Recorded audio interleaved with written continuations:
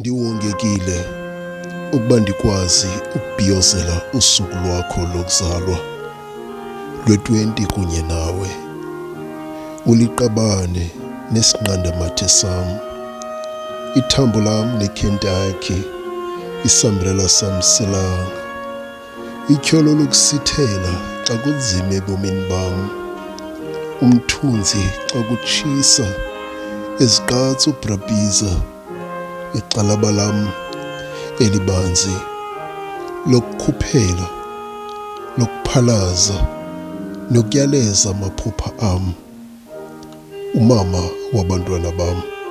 Ndikhetha ukuthi mntu wam, xa ndisithi isithando sam, nawe uyazazi ulibambo lwam, nakum uyenzile imini yam.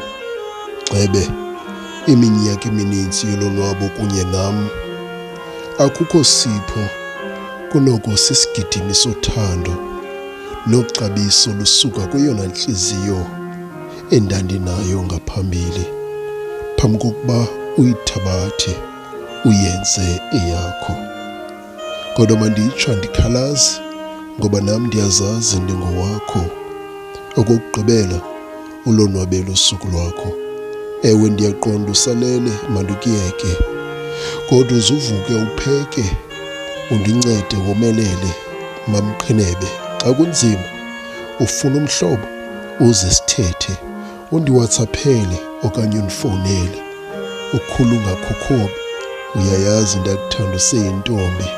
Uncede ke ntombi ebudaleni, ungandiphoxi.